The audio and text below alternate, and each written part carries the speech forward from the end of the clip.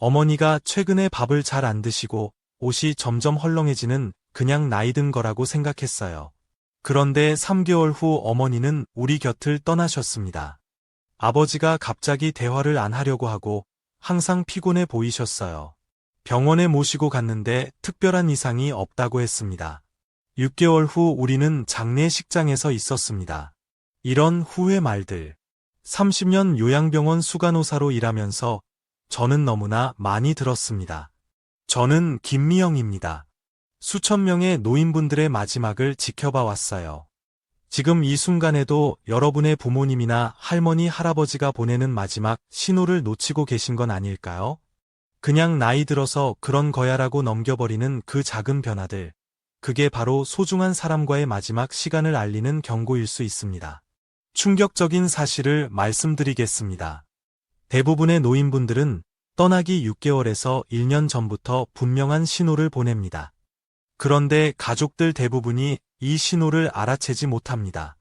제가 30년간 수천 명의 노인분들을 지켜본 결과 이 신호들은 거의 항상 존재했습니다. 제 환자 중 한 분의 딸은 엄마 장례식 날 제 손을 꼭 잡고 울면서 이렇게 말했습니다. 노사님, 엄마가 밥을 안 먹고 자꾸 예전 이야기만 하길래 그냥 나이 들어서 그런 줄 알았어요. 그게 마지막 신호였다. 이 알았더라면 마지막 말이라도 제대로 해드렸을 텐데 이런 가슴 아픈 후회, 여러분은 하고 싶으신가요? 오늘 이 영상에서 제가 공개할 죽음의 5가지 경고 신호는 여러분의 부모님, 할머니, 할아버지의 마지막 순간을 미리 준비하게 해줄 것입니다. 이 신호들을 알았더라면 마지막을 더 의미 있게, 더 아름답게 지킬 수 있었을 거라고 수많은 가족들이 눈물로 호소했습니다. 지금 당장 이 영상 밑에 구독 버튼을 눌러주세요. 언제 닥칠지 모르는 가족의 마지막을 위해 지금 준비하셔야 합니다. 알림 설정도 꼭 해두세요. 좋아요 버튼도 눌러주시면 더 많은 분들이 이 생명과도 같은 정보를 볼 수 있습니다. 여러분의 클릭 하나가 다른 가족의 마지막 시간을 지켜줄 수 있습니다. 자, 이제 제가 30년간의 경험으로 확인한 노인이 마지막 해를 보낼 때 나타나는 5가지 결정적 신호를 알려드리겠습니다. 첫 번째 신호는 체중 감소입니다. 여러분이 신호를 놓치면 소중한 시간을 영영 되돌릴 수 없습니다. 제 경험상 이것은 가장 먼저 나타나지만 가장 많이 무시되는 신호입니다. 우리 어머니가 요즘 밥을 잘 안 드세요. 보호자분들이 가장 많이 하시는 말입니다. 그런데 이건 단순히 식욕 저하가 아닙니다. 이것은 몸이 이미 마지막을 준비하고 있다는 명백한 증거입니다. 어르신의 옷이 갑자기 헐렁해 보이거나 벨트를 더 조이게 되거나 얼굴이 홀쭉해졌다면 즉시 주의하세요. 제가 돌봤던 박 할머니는 6개월 만에 10kg가 빠지셨는데 가족들은 처음엔 나이 들면 원래 마르지 않아요 라고 생각했습니다. 그런데 그 후 3개월 만에 할머니는 돌아가셨습니다. 일반적인 노화와 마지막 해 체중 감소는 완전히 다릅니다. 갑작스러운 체중 감소는 몸이 영양소를 흡수하는 능력을 잃고 있다는 신호입니다. 근육량이 줄어들면서 몸의 기능이 급격하게 약해지고 있는 겁니다. 놀라운 사실은 제가 30년간 지켜본 어르신들 중 80% 이상이 돌아가시기 약 1년 전부터 서서히 체중이 줄기 시작했다는 점입니다. 처음에는 2에서 3kg 정도라 눈에 잘 안 띄지만 시간이 지날수록 빠르게 체중이 감소합니다. 이 신호를 발견하셨다면 무조건 많이 먹이려고 하지 마세요. 그건 스트레스만 줄 뿐입니다. 대신 소화가 잘 되는 부드러운 음식을 조금씩 자주 드시게 해주세요. 국물이 있는 음식이나 죽처럼 먹기 쉬운 음식이 좋습니다. 수분 섭취는 생명줄과도 같습니다.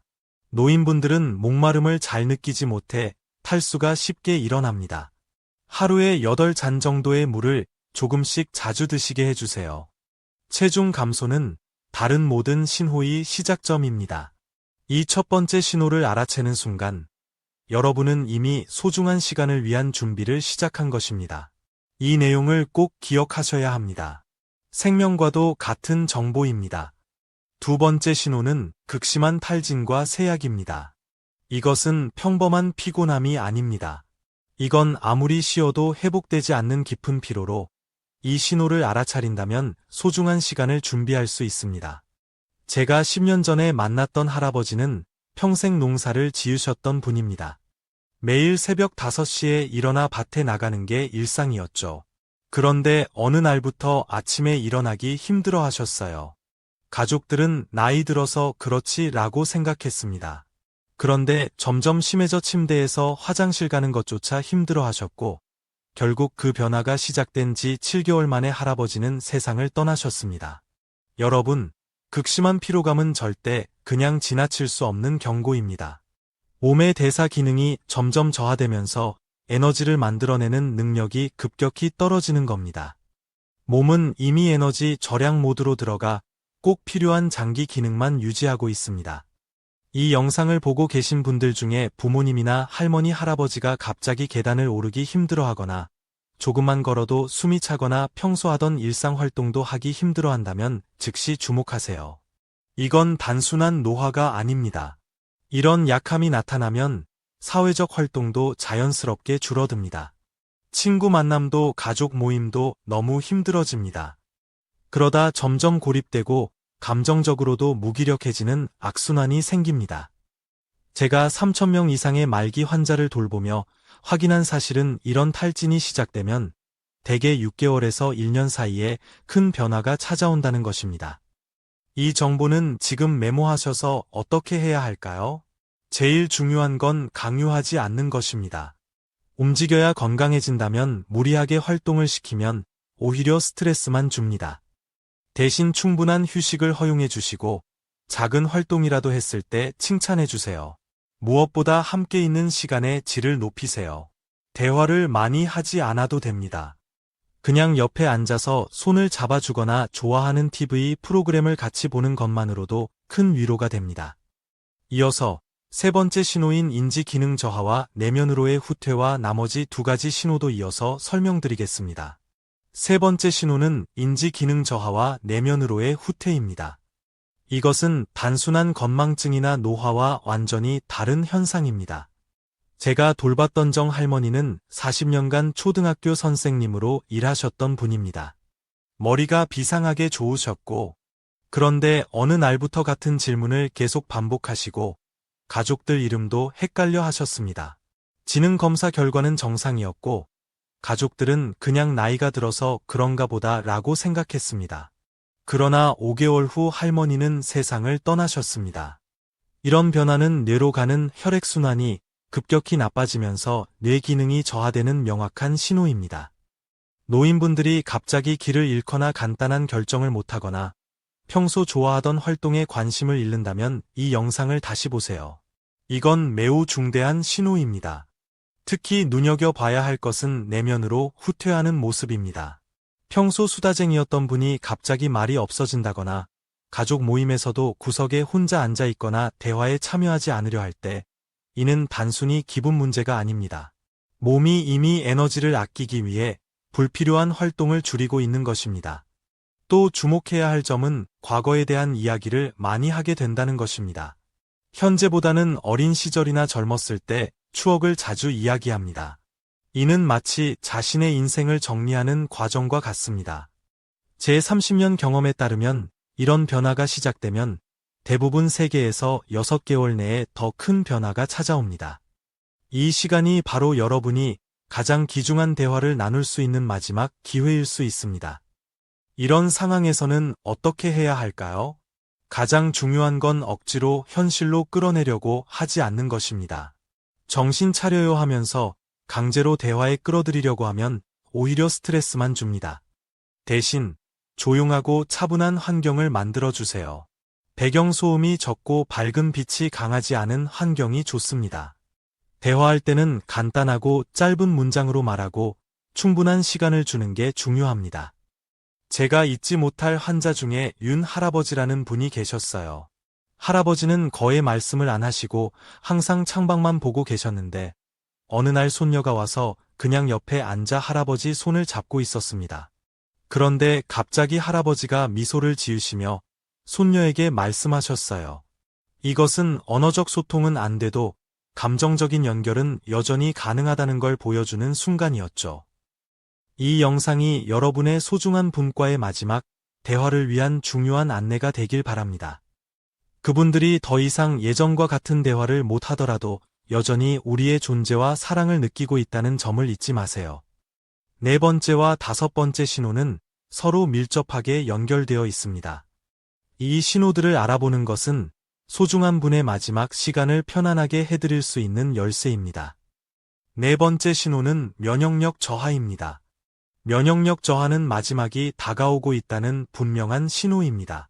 노인분들이 갑자기 감기에 자주 걸리거나 작은 상처도 잘 낫지 않거나 유로 감염이나 폐렴 같은 질병이 반복된다면 즉시 주의해야 합니다. 제가 돌봤던 당 할머니는 평생 감기 한 번 걸리지 않고 건강하게 사셨던 분입니다.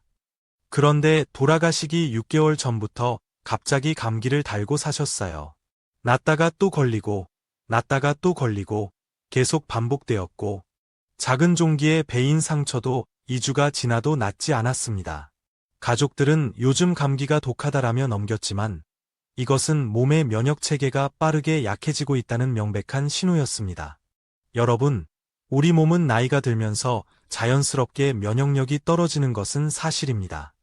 하지만 갑자기 확 떨어지는 것은 몸이 더 이상 자신을 보호할 능력을 잃어가고 있다는 중대한 신호입니다. 이것은 평범한 노화 과정이 아니라 마지막을 준비하는 과정일 수 있습니다. 제 30년 경험에 따르면 면역력 저하가 시작되고 3개에서 6개월 내에 큰 변화가 찾아오는 경우가 많았습니다. 이 신호를 놓치지 마세요. 생명과도 같은 정보입니다.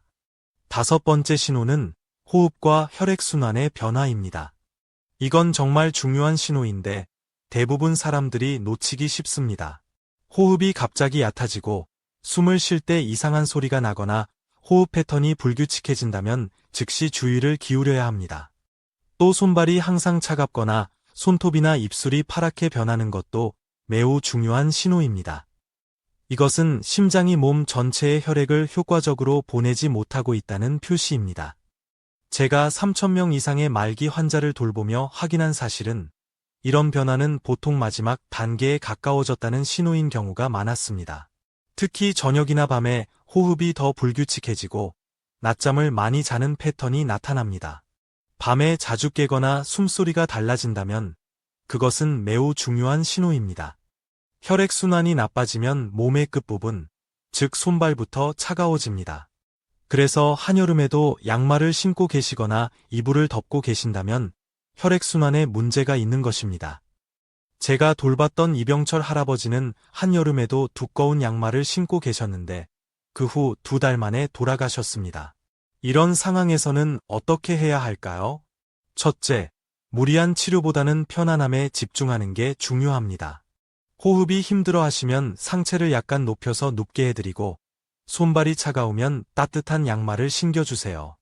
하지만 너무 두꺼운 이불은 오히려 답답함을 줄 수 있으니 적당히 가볍고 따뜻한 이불이 좋습니다. 둘째, 방 안에 공기가 답답하지 않게 해주는 것도 중요합니다. 창문을 살짝 열어 환기를 시키거나 공기청정기를 사용하면 좋습니다. 그러나 직접적인 찬바람이 어르신께 닿지 않도록 주의하세요. 셋째, 수분 섭취는 이 시기에 가장 중요한 케어 중 하나입니다. 물을 많이 마시기 힘들어 하시면 얼음 조각이나 젤리 형태로 수분을 섭취할 수 있게 해주세요. 입술이 마르지 않도록 자주 립밤도 발라드리고 구강 건조를 막기 위해 스프레이 형태의 인공침도 사용해주세요. 이 시기에는 의료적인 처치보다는 편안함과 존엄을 유지하는 것이 가장 중요하다는 점을 꼭 기억하세요. 과도한 치료가 오히려 남은 시간의 질을 떨어뜨릴 수 있습니다. 지금까지 노인분들이 마지막 해를 보낼 때 보내는 5가지 결정적 신호에 대해 알아봤습니다. 이 정보는 제가 30년간 수천 명의 어르신들을 돌보며 직접 관찰하고 기록한 소중한 지식입니다. 이 영상을 끝까지 봐주신 분들은 앞으로 소중한 가족의 마지막을 더 의미 있게 준비할 수 있을 것입니다. 한 가지 분명히 말씀드리고 싶은 것은 이런 신호들이 모두 나타난다고 해서 반드시 곧 돌아가신다는 뜻은 아닙니다. 하지만 이런 변화들이 눈에 띄기 시작했다면 이는 삶의 중요한 전환점일 수 있으며 특별한 관심과 돌봄이 필요한 시기라는 것을 의미합니다. 제가 30년 동안 수많은 어르신들의 마지막을 지켜보면서 깨달은 가장 중요한 진실은 이런 신호들을 알아채는 것이 중요한 이유는 남은 시간을 더 의미 있게, 더 사랑으로 가득 채울 수 있기 때문입니다. 저에게 가장 가슴 아픈 순간은 장례식장에서 가족들이 이렇게 말할 때입니다. 이런 변화가 무슨 의미인지 더 일찍 알았더라면 마지막 대화를 더 나눌 수 있었을 텐데, 마지막 사랑해를 더 많이 전할 수 있었을 텐데. 이런 후회 말들이 제 가슴을 찢어 놓았고, 그래서 오늘 이 소중한 정보를 여러분과 나누고 싶었습니다. 이런 신호들이 보이면 가장 중요한 것은 억지로 되돌리려고 하는 게 아니라 남은 시간을 어떻게 의미 있게 채울지 생각하는 것입니다. 마지막 순간까지 그분의 존엄과 편안함을 지켜드리는 것, 그리고 여러분의 사랑을 표현하는 것이 무엇보다 중요합니다. 제가 평생 잊지 못할 환자 중에 김 할아버지라는 분이 계셨습니다. 할아버지의 가족들은 이런 신호들을 일찍 알아채고 마지막 6개월 동안 정말 특별한 시간을 만들었습니다.